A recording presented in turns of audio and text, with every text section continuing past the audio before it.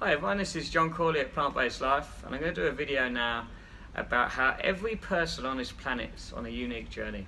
Alright, that's you, me, every person you know, every person you interact with, all your family members. Everybody's on their unique journey through life. Alright?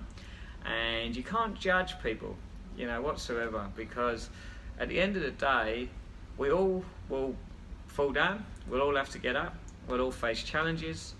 Some people unfortunately face more than others, right?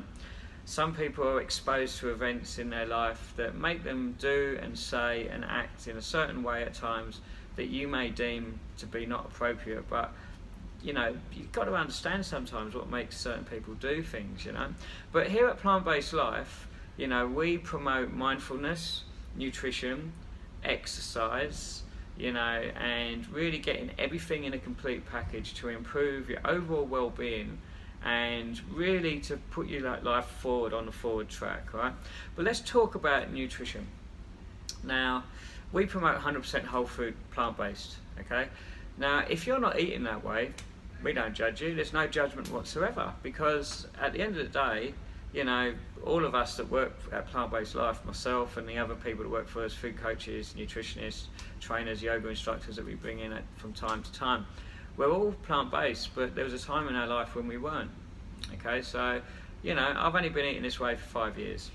So for 45 years, I'm 50, getting on a bit, oh no, I don't believe in that. That's all a psychological thought, that's a thought in your mind about age. But what I will say is, I'd be a hypocrite to turn around to someone and say, you should do this, you should eat this, you shouldn't eat animal products, because at the end of the day, I did for 45 years, and nearly every, plant-based person or vegan person out there has. There are some people you meet who have been vegan from birth, or plant-based from birth, and they're rare, but that's an amazing thing. Or some people have been vegetarian from birth and gone vegan later, which is also a great thing, right? But not everybody has come through that journey, because we have cultures and backgrounds where meat was quite a predominant part of the culture. Like my background's Irish, and meat, dairy, wheat, yeast, and all those products are pretty much on every meal, and it's changing now though. I mean, over in Ireland now, like they're going very much on a plant-based route. There's the Happy Pear and other people promoting it over there. But in the past and up until recently, it would be very rare to get yourself a plant-based milk, for instance, because dairy and agriculture industry is a big part of the economy in Ireland. And, the people who live there have sustained themselves through that economy for a long time. So there's big cultural things you've got to cross sometimes to make these changes, right?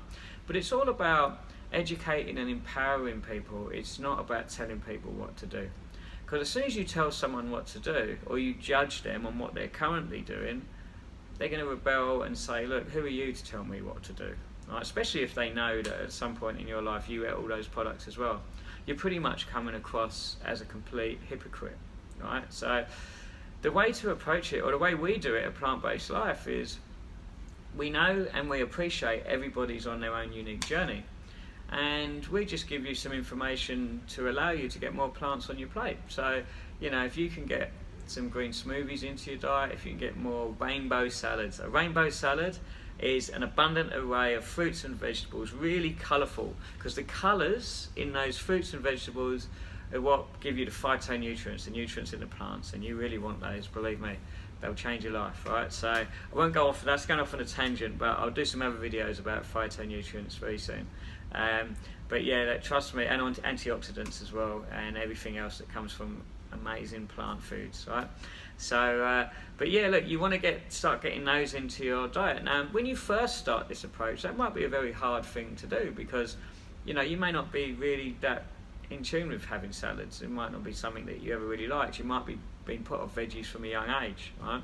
I see people all the time who just don't like vegetables, So it's about resetting your palate and your taste buds slowly, and also your microbiome, most importantly, because a lot of the time when you think it's your mind that's sending you a signal to eat certain foods, it's actually your gut that's craving it, and the mind-gut connection is very strong.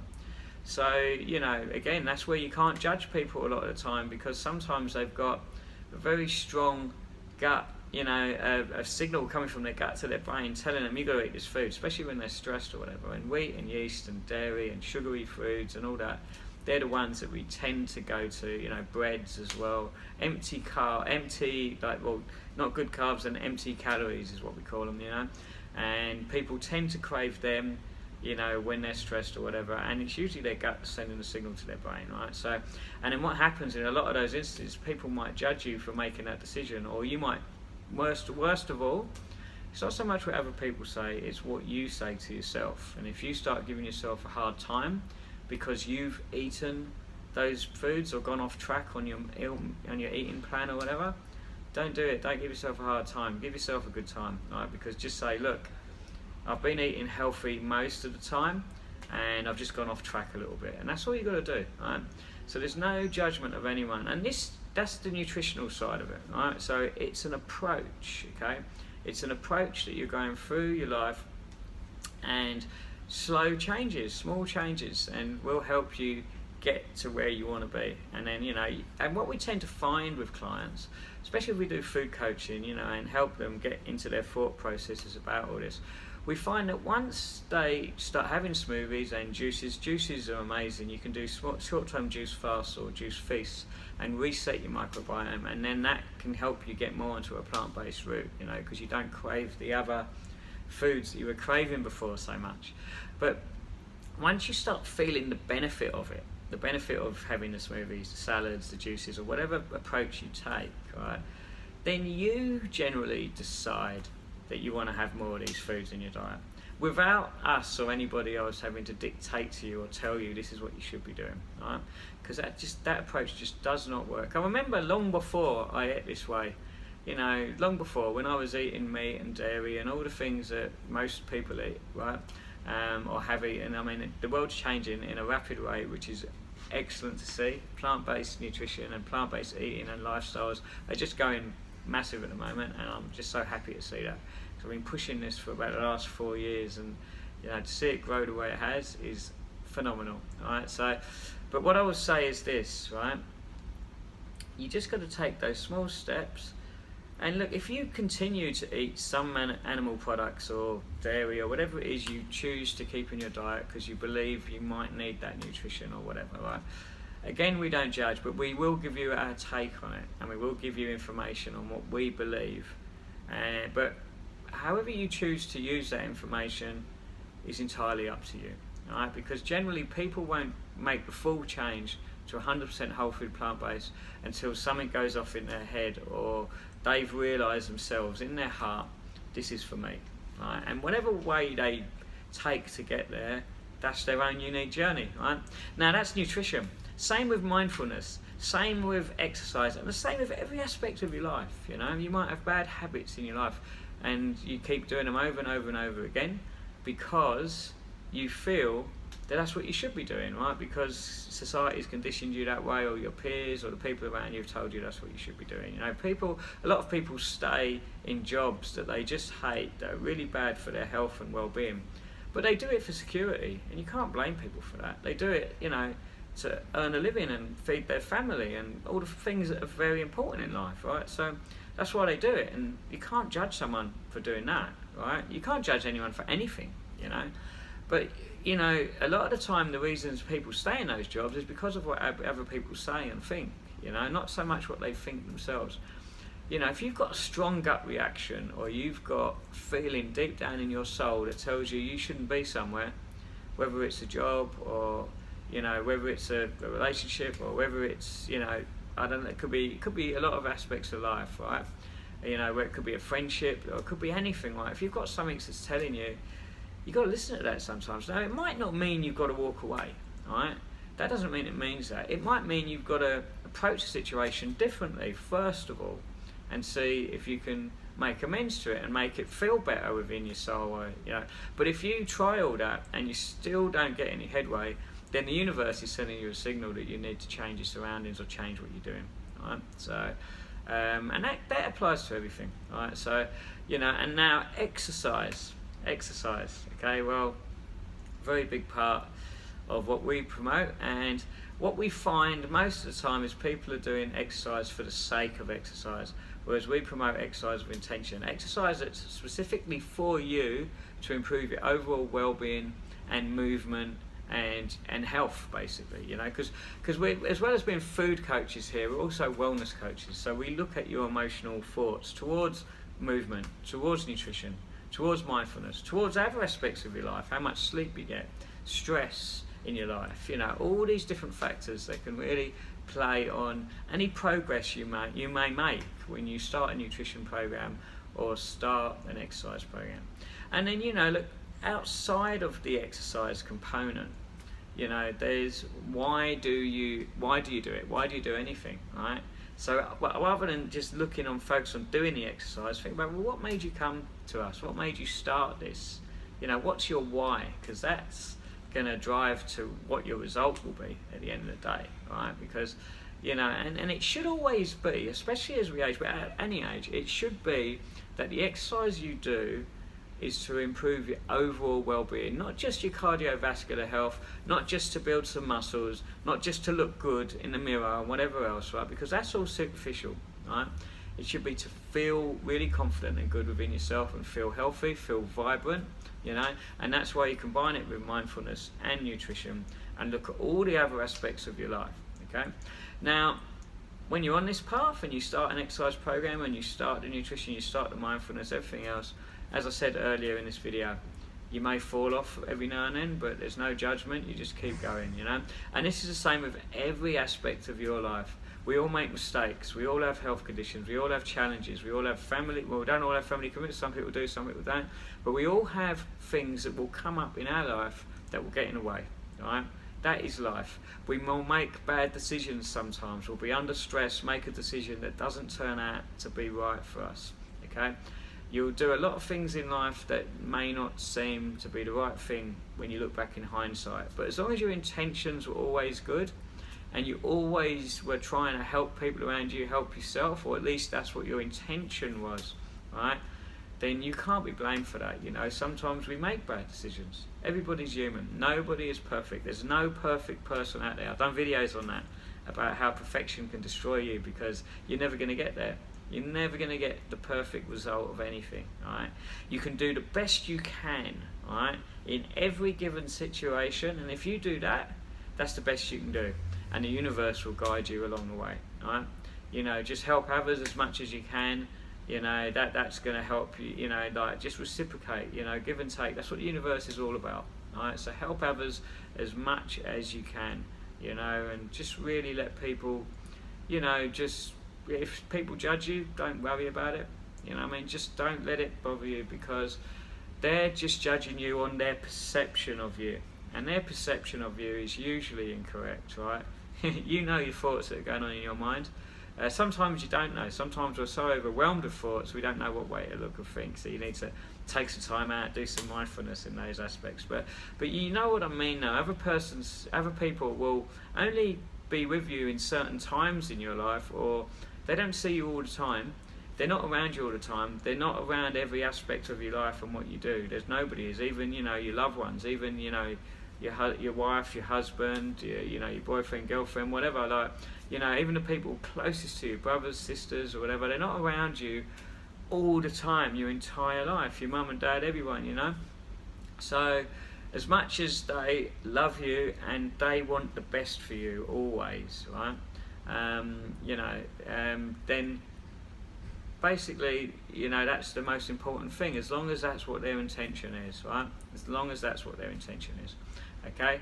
And then the rest of it is up to you, really, you know, at the end of the day, whatever decisions you make, but nobody anywhere can judge anyone, even if someone does something that's deemed to be so-called bad, because bad again is a perception, right? So if someone does something that could be a criminal act, for instance, or do something that is seen to hurt others, sometimes you've got to sit back and look at it and think, right, well, what led that person to do that? Did they have a hard upbringing? Did they get exposed to something else in their life? Did they come from an impoverished background? I'm not saying you condone it, right? I'm not saying you say that's the correct behaviour or anything like that, because you certainly don't do that.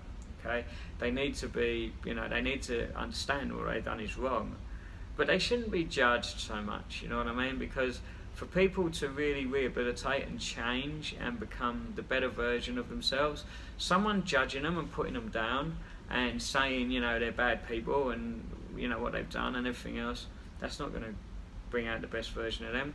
They might end up going and doing something else terrible. So it's kind of like, well, how have we progressed? You know, you look at some of the people that end up in prison, right, and the ones that go out of their way to read books and learn a new way of living and, you know, get more spiritual and have a good open belief on the world, and they leave their past behind. They're the ones who come out and make radical change in the world, you know. Nelson Mandela, you know, is a person there you can think of, but there's been many others, right, who've been in prison for a long time, and, you know, and they've done a lot of phenomenal things when they've come out, you know. There was a boxer, Hurricane Carter, back in the 60s, who was falsely imprisoned, right? He was falsely imprisoned, and you know, he came out and now he campaigns against other people who've been falsely imprisoned, you know. He was in prison for a long time. But then there's other people who've gone into prison for terrible crimes, like heinous crimes, you know, and come out and become amazing, you know, peoples, and really added a lot to society and changing people's lives, you know. And there's a guy called John McCarthy, his name is, and he grew up in southeast London, and I've heard him talk on a few different podcasts now. He's an amazing character, and he grew up in a crime family, and he was a bank robber basically, and he was involved in one of the biggest heists in British history, and he spent a long time in prison. But while he was in there was a guy that was running the you know, one of the prison guards had seen, you know, let him have access. After a while he got good behaviour and all that, and he got access to use a rowing machine, and one of the prison guards seen him using this rowing machine over time and was monitoring what he was doing, and he had a look at the times he was getting, because he was really into fitness, John, and he ended up basically, the guy looks at it and he found out what the record was. I think it was could have been a 1500 metres, I can't remember what it was, like the distance, and he had actually broken the world record on this thing. Can you believe that? Like, he'd actually, when he researched it, so now he's come out of prison. It's a long story, there's more to it than that.